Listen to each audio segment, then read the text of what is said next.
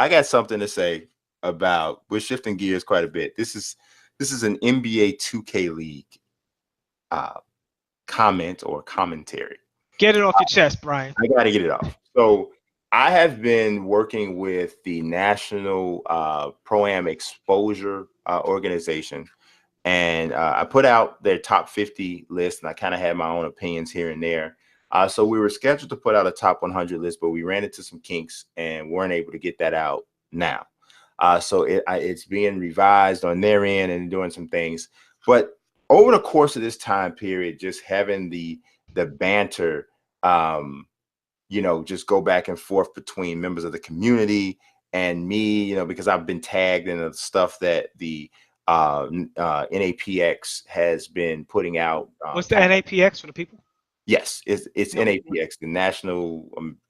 It's a National Pro-Am Exposure thing, but I think that's flip-flopped or something. Yeah. So a lot of people have been, sending me messages and things like that, and people, the Pro-Am community, the 2K community, they really take these lists really serious, and I'm happy that they do, because that means there are people that are reading my content.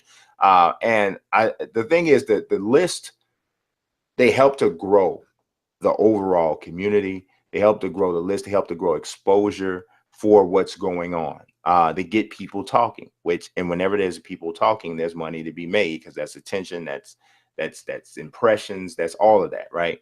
But then, of course, there are people who maybe don't make these lists and that sort of thing, and they're critical of those, and that's fine too, because that also works in the same way. But here's the one thing that I do want to say, and this might even be considered a little bit counterproductive, considering I am a person that will create a list and will create a ranking. But I think it's important to share this, because of the way and the structure that the Pro-Am setup is arranged with 2K. It is totally impossible to create a 100% accurate ranking of all 2K League prospects. And I'm going to tell you why. There is no place set up, there's no format, there's no platform set up currently that can definitively say all of the best players play here. Mm-hmm. Because there's no way to gauge that. Right now, there is the thought out there that if you played comp, which is MPBA, WR, SL2K, all of these different leagues, those are considered comp, right? But the thing of it is that there is no established criteria for being able to make it on one of these teams. You could make it on because you're friends with somebody. You can make it on because somebody did some sort of lightweight tryout and they said, oh, yeah, we think you're good. But nobody can certify that evaluator as a person who is in any level or any way an authority on the situation. It's all based on relationships and what this person thinks and what that person thinks. It's all about opinion at this point. And it's all, and people are getting more weight added to their opinion based on maybe how long they've been involved. But longevity doesn't necessarily equate to authority or expertise. Right. Now, Brian, do you think this would be helped if more teams broadcasted these comp games? Because I've seen some on YouTube, guys like Slay Island, they stream on Twitch, but everybody doesn't stream all the time.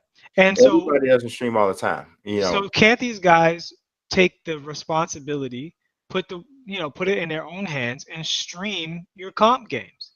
Well, honestly, all the time. Put them on YouTube. I think that helps from an exposure standpoint, but I still don't think that it truly proves who's the best, because here's the thing. There are guys who made the NBA 2K League, and some of those guys never played comp, or they never played quote unquote what's called comp. They came from teams that nobody had ever heard of before. Some of them turned out to be decent players. Some of them maybe not. To me, and this actually, the onus falls on 2K for this.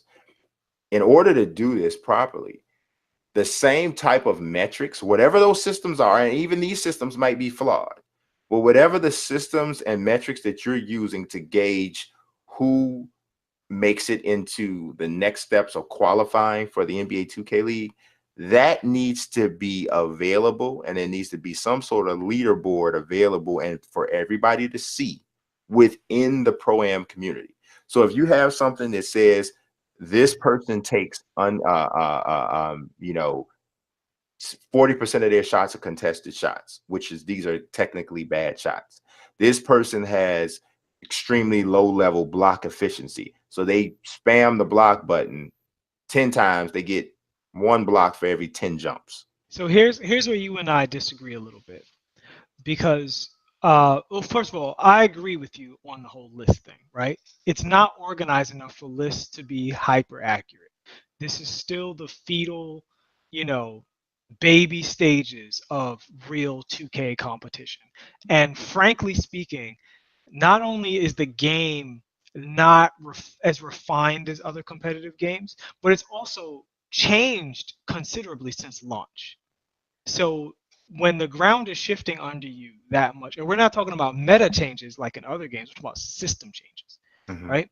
So when the ground is shifting under you, these players have to understand that there is no stable ground to judge these things from. So people are doing the best that they can. So I agree with you on that.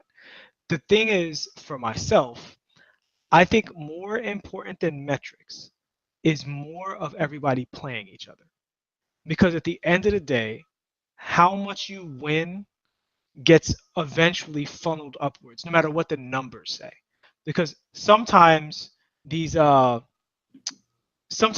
competition games are not evenly matched to the point where the numbers look one way, and sometimes they're so evenly matched that the numbers look another way. And with the ground being unstable, there's no way to judge the context of the numbers. And that's pretty much that. It's like if you didn't know that the Wizards were as bad as they were and that Toronto was as good as they were, and you tried to judge NBA numbers, right? Like, you know what I'm saying? You would know that, well, the context of this is different because of the level of competition, the circumstances they played under, blah, blah, blah. So I think people need to play each other more. They need to broadcast games more and start accumulating enough of these wins and losses amongst players and teams so that the cream starts to rise to the top without the need for numbers. Then you can apply the numbers to the elite teams and elite players who win a lot no matter who they're playing against, and start to filter out the people who are just participating a lot and accumulating numbers because they're always there and possibly beating up on scrubby teams. Yeah, I think I agree with what you're saying, but I just feel like there needs to be a formula, an in-game formula built. Right now, I think that the metrics that the 2K uses and the 2K League uses to gauge superiority are not ideal. So I definitely think there needs to be some things done with that. But conceptually, I think it's the right approach. You're still going to find some things here and there in between here that will say, oh, well, you're missing that. But conceptually, creating something that says this judges how good you are at this game. It takes into consideration your stick skills. It takes into consideration the level of competition that you've played, because everybody who plays in this format is getting graded on the same type of scale. So they have a rating, their team has a cumulative rating. So, and then also your matchup has a rating. So all of that is thrown into a mathematical pot to create an algorithm that generates a individual rating for each one of these players in this format, in this mode, in Pro-Am. So it's a leaderboard. It gives people things to shoot for. It gives talent evaluators a place to start. It doesn't tell you the end all be all. It just gives you a place to start. And that's the same thing that we have in traditional sports, right? So we look at and we're trying to figure out who's the better player, RJ Barrett or Zion Williamson. But the first thing we probably look at is their points per game average, their rebounds, their blocks, their assists, their whatever. If you want to go into advanced statistics, you look at, that sort of thing. But ultimately, you still got to watch them, right? You still got to watch them play if you want to completely scout them. So, but that statistical reference, I think, would give you some place to start the evaluation.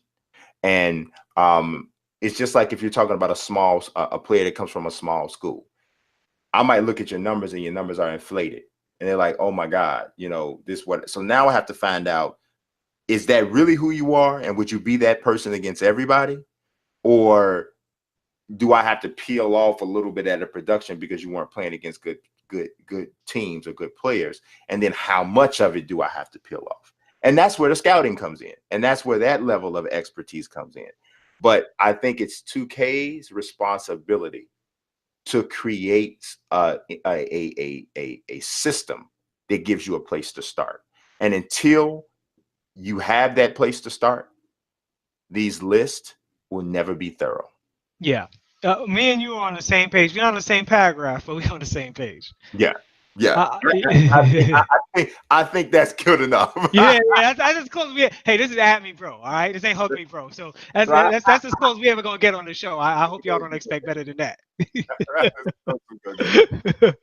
So I'm gonna go ahead and we're gonna go ahead and sign out from there. I appreciate everybody who stuck it out with us and stayed through our first show. We're still honing some stuff. We're still working on our little algorithm, just like 2K should be working on theirs. So we're a little further along, maybe. I don't know. We might be a little bit further. I don't know. We don't know. But as always, I appreciate everybody watching. God bless. And Books, do you want to tell somebody, tell the people something that you check out?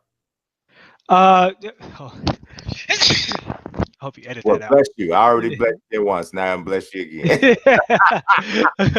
No, just look for me on Instagram at Nelson Blake II or on Twitter at Nelson Blake 2, and you can follow me here on YouTube at Nelson Blake. So yeah, look for me there, and I'll have a bunch of new content coming for you guys. Oh, I didn't introduce this before, but if you don't know me from Sim Nation, I draw comic books for Marvel and DC, Image, and all that stuff. That's my day job. So I'll be doing art tutorials and discussions and that kind of thing over on those channels. Absolutely, the most brilliant artist that I know, and I mean that for real. I appreciate that. So yeah. All right, I appreciate you guys. Peace. I'll be weak. I'm rather unique.